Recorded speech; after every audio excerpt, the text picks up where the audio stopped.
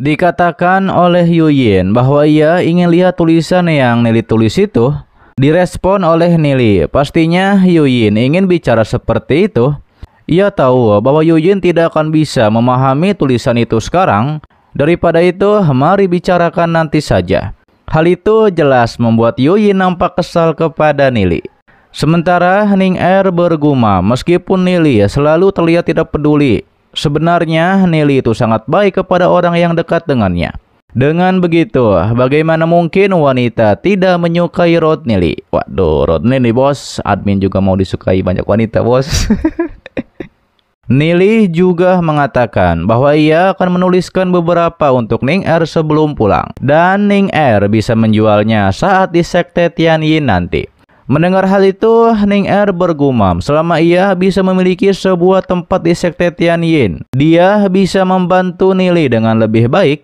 Diberitahu oleh Nona Kinyo, memiliki jenius seperti Nili membuat orang menjadi iri. Ia pun bertanya-tanya apakah bisa bertemu dengan Nili di dunia besar nanti atau bisa disebut sebagai dunia luar. Nili mengetahui sebenarnya dunia luar memang langkah yang harus dijalani. Murid dari para sekte akan saling bersaing di dunia luar. Murid dari para sekte akan saling bersaing di dunia luar. Jika bisa tampil menonjol, ini bisa mengumpulkan kekuatan milik sendiri.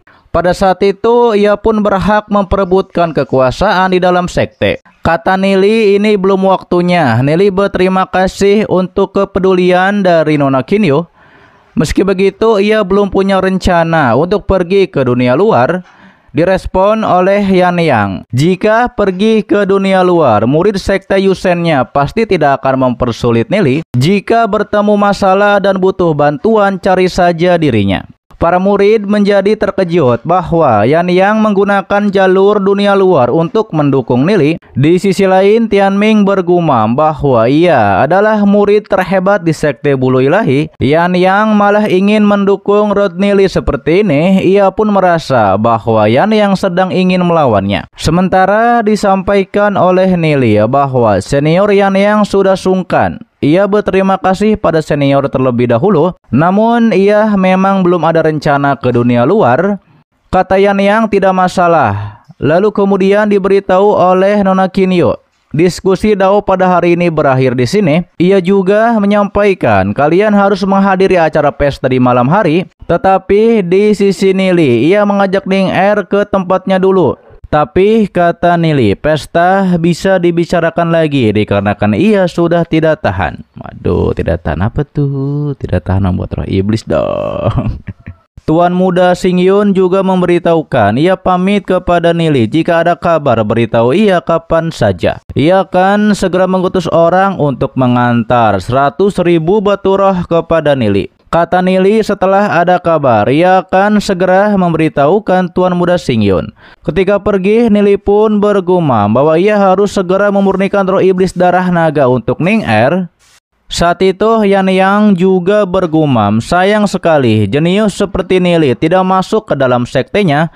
Karena ia menduga bakat Nili hanya akan sia-sia jika berada dalam sekte bulu ilahi. Sebab jika Nili masuk ke dalam sektenya, itu akan menjadi bantuan besar bagi kami.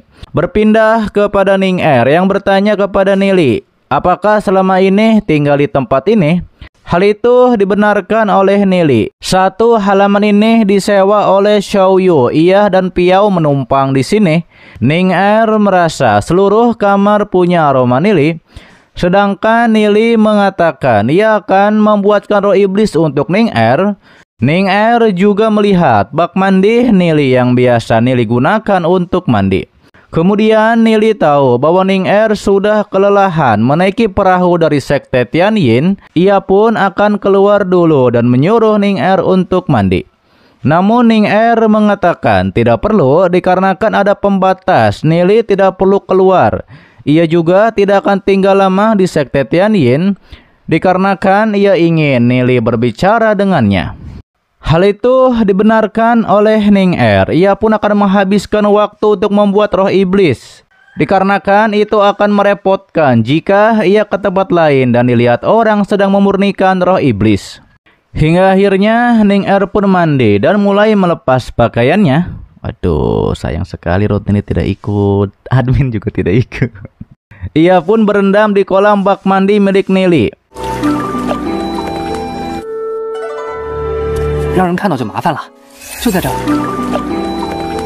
Di luar pembatas, Nili menanyakan bagaimana perkembangan latihan teknik angin petir naga terbang milik Ning Er. Dikatakan oleh Ning Er ada di ranah pemadatan petir, awalnya ranah Fate tingkat 2. Dari ranah pemicu petir ke pemadatan petir sampai mencapai ranah Fate tingkat 5. Nili juga menanyakan apakah Ning Er akan pergi ke dunia luar setelah sampai ranah Heavily Fate tingkat 5. Kata Ning Er, ia sudah pernah pergi. Ia memburu 3 ekor roh iblis darah naga, juga mengumpulkan beberapa obat spiritual. Namun ia juga tidak berani masuk terlalu dalam sendirian ke dalam dunia luar. Ning Er menanyakan apakah Nili juga tahu tentang dunia besar. Kata Nili, dunia luar adalah sebuah keberadaan yang misterius, juga bukan karena memiliki banyak nyawa.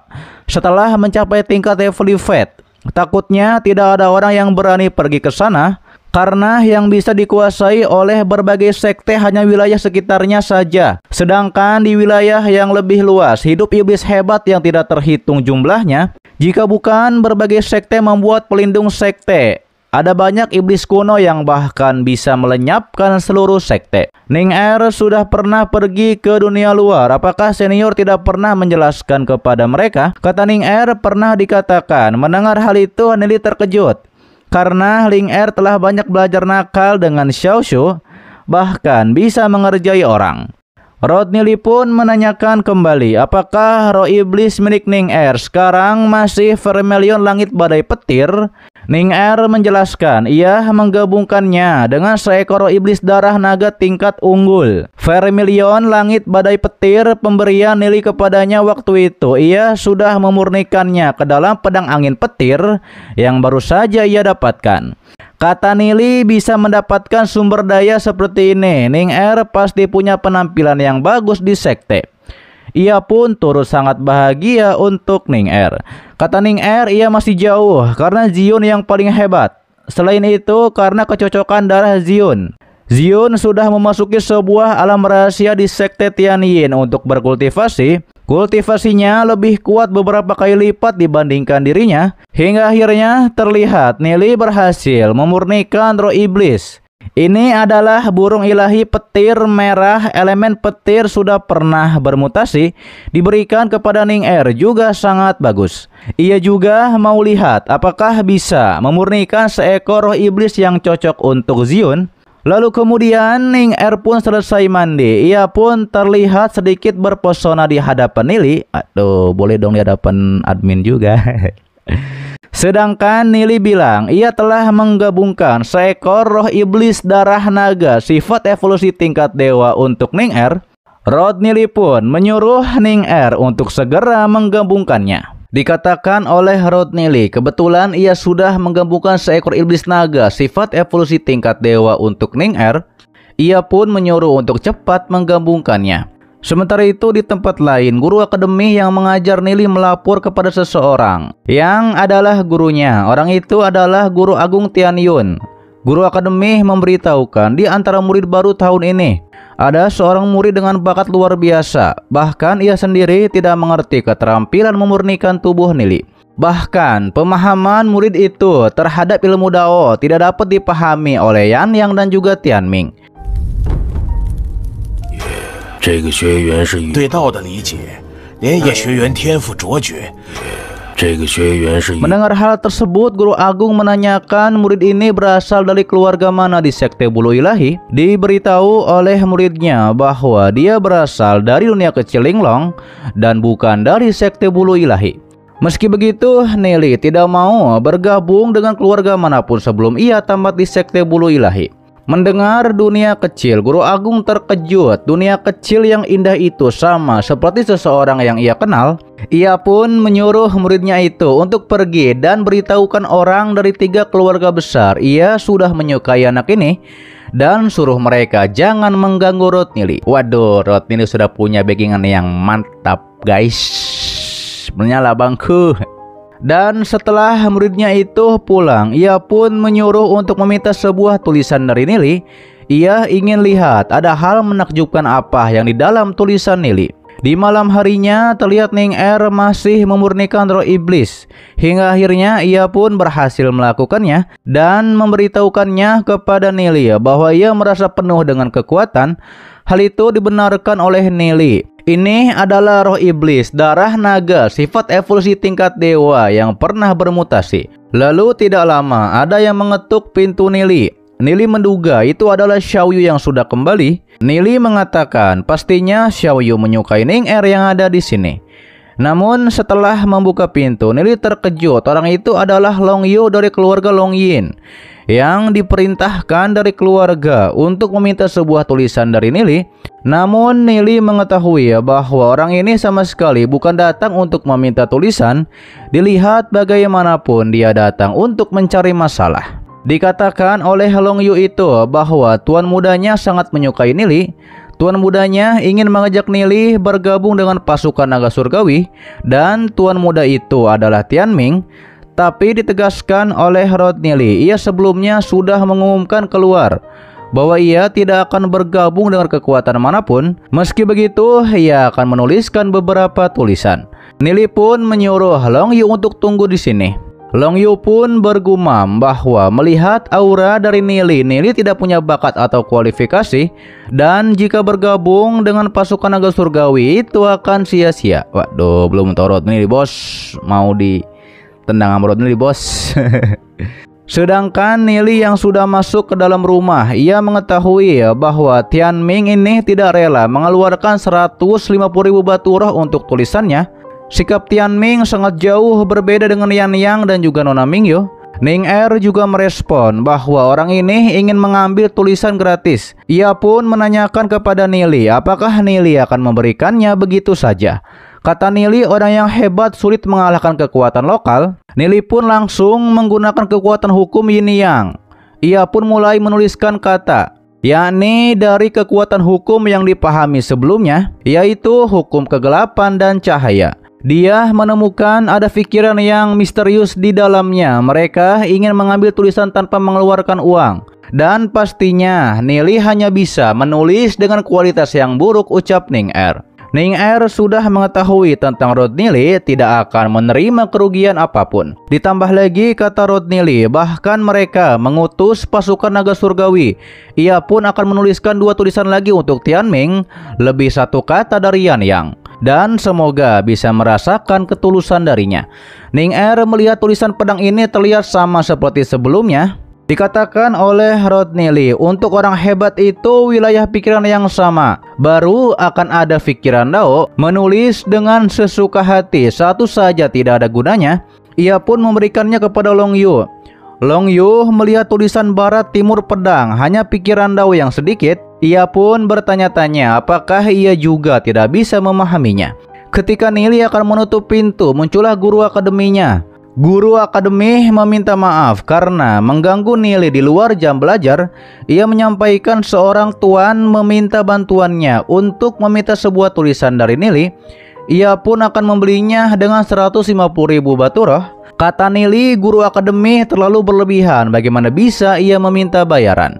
Nili pun ingin tahu master mana yang meminta bantuan tersebut. Kata guru akademinya, tuan itu terus mengasingkan diri. Meski begitu, dunia luar memanggilnya Guru Agung Tianyun. Mendengar hal tersebut, Nili pun mengetahui bahwa Guru Agung adalah salah satu dari 5 raksasa di Sekte Bulu Ilahi. Satu-satunya orang dari kelima orang yang tidak merebut kekuasaan. Seumur hidupnya hanya mengabdi kepada Sekte Bulu Ilahi. Pastinya Rod Nili akan membuatkan yang terbaik untuk Guru Agung. Guru akademi mengatakan akan ada perlindungan dari Guru Agung Tianyun. Setidaknya di Akademi Tianling, Nili tidak perlu khawatir lagi keluarga mana yang akan menekannya. Hingga akhirnya Nili pun masuk kembali ke rumah untuk menuliskan. Ia pun memberitahukan kepada Ning Er, jika memiliki dukungan dari Guru Agung, ia pasti bisa mengurangi banyak kerepotan. Dikarenakan Guru Agung tidak termasuk ke dalam kekuasaan manapun di Sekte Bulu Ilahi. Karena itulah berbagai keluarga tidak ingin menyinggung orang kuat seperti Guru Agung. Lalu kemudian Nili pun mulai untuk menuliskan yang terbaik untuk Guru Agung. Ia pun menggunakan teknik hukum Yin Yang. Ning Er juga tahu, inilah pikiran Dao yang sesungguhnya. 情况很相似呢。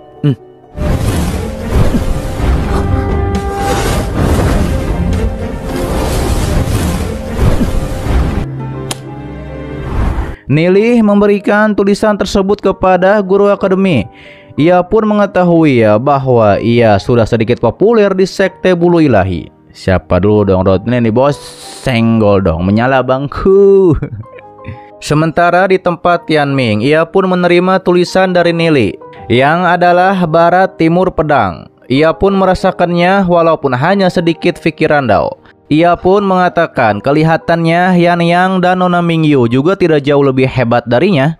Ia pun merasakan pikiran Dao yang panas dan dingin ini sudah habis. Meski begitu ia masih heran, hanya pikiran Dao ini tidak mungkin bisa membuat Yan Yang begitu terguncang. Ia pun menduga pastinya ada pikiran Dao yang lain. Ia mencoba untuk merasakannya dengan kekuatan, tapi itu percuma saja karena tidak ada. Ia merasa aneh, padahal bentuk tulisannya sama seperti yang ditunjukkan di aula samping. Jadi tidak mungkin ini benda palsu. Ia pun merasa kesal karena tulisan ini sama sekali tidak ada pikiran Dao, sehingga akhirnya ia pun akan melihatnya lagi. Di tempat lain, di Guru Agung Tianyun, ia pun melihat tulisan dari Nili. Ia mengetahui bahwa beberapa tulisan yang terlihat sederhana ini, pedang bukan apa-apa, tetapi mencakup pemahaman tentang Dao langit dan bumi. Ia pun menyebut bakat dari Nili luar biasa dan sangat hebat. Ia pun tidak tahu apakah Nili bisa tumbuh seperti dia yang ia kenal. Kembali kepada Nili di rumahnya, ia pun lega karena tidak ada tamu yang datang lagi untuk meminta tulisan. Ia pun langsung membuka peta Gunung Wanli. Ia mengatakan bahwa ia butuh Ning Er dan Dewi Yuyan untuk membuat pelindung, dikarenakan dirinya akan menghancurkan pola prasasti segel dari peta gunung ini. Ning Er mengerti akan menjaga di luar, sementara Dewi Yuyan akan tinggal di kamar. 女神姐姐留在房间里。我需要你们给我护法。一样。女神姐姐留在房间里。 Lalu kemudian Nili mulai untuk menuliskan pola prasasti untuk menghancurkan segel pada peta Gunung Wanli. Setelah Nili selesai menuliskan polanya, Ning Er merasakan bahwa aura di dalam kamar mendadak hilang semuanya. Meski begitu, ternyata Nili sama sekali tidak bisa merasakan semua isi dalam peta. Ia pun harus memecahkan kunci ribuan jiwa yang berada paling luar. Namun setelah mengeceknya, ternyata selain kunci ribuan jiwa, masih ada sebuah pikiran Dao yang tersembunyi. Ia mengetahui bahwa pemilik sebelumnya meninggalkan pikiran Dao di sini. Dengan begitu, peta gunung sungai Wanli bisa ditemukan kapan saja. Rodney Lee sudah menduganya karena sebagai petinggi sekte dia memang tidak seharusnya menjual pusaka menakjubkan seperti ini hanya demi ratusan ribu batu roh saja.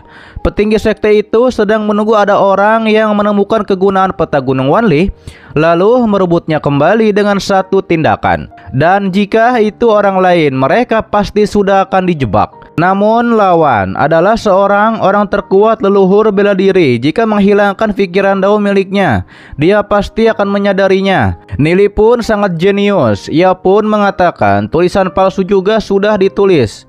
Lalu buatlah sebuah gambar lagi saja. Akhirnya Rodney Lee pun membuat lukisan sungai Gunung Wanli yang palsu. Ia juga menambahkan pola prasasti dan kunci ribuan jiwa. Pikiran Dao itu juga sudah dipindahkan ke lukisan palsu ini dengan sempurna. Dan ini benar-benar menggantikan yang asli dengan palsu.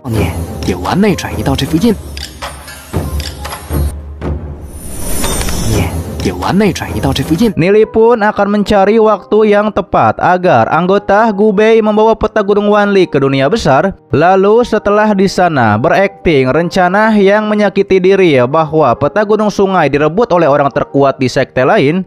Kemudian berpura-pura terluka dan kabur, dan seiring berjalannya waktu, petinggi sekte itu akan sangat sulit menebak ada di mana lukisan aslinya. Apalagi petinggi itu juga belum tentu bisa melihat peta bahwa peta Gunung Sungai Wanli adalah produk palsu. Ditambah lagi pola prasasti segel dari kunci ribuan jiwa pernah disentuh orang. Ada orang yang pernah mencoba membuka kunci ribuan jiwa. Nili pun merasa orang ini telah menerima penderitaan yang banyak, dan beruntungnya Nili mengetahui dalam kitab Roh Iblis Ruang dan Waktu, ia telah mempelajari pola prasasti ratusan tahun ini. Ia sedang akan membuka peta gunung tersebut, namun kekuatan yang keluar sudah sangat menakjubkan seperti ini. Nili mengetahui ia tidak boleh berhenti karena ini akan segera selesai. Nili pun mengetahui ia tidak boleh berhenti karena ini akan segera selesai. Karena berhenti sedikit saja, pola prasasti segel ini akan segera terkunci kembali. Terlihat Nili semakin terguncang karena seluruh tulang di tubuhnya seolah-olah sudah remuk. Nili pun menjadi terbang. Meski begitu, akhirnya pola prasasti segel sudah terbuka. Ya, 马上就要完成了。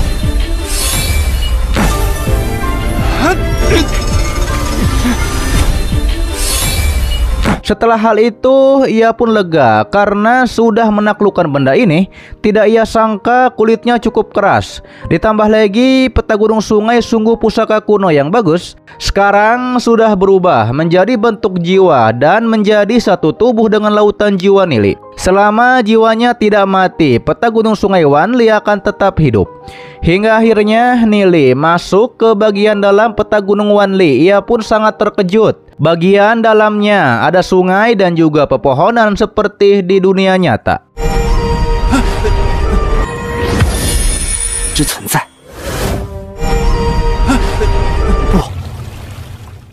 Oke guys, itu adalah lanjutan dari alur cerita Donghua Tales of the Moon Age God di season 8 kali ini.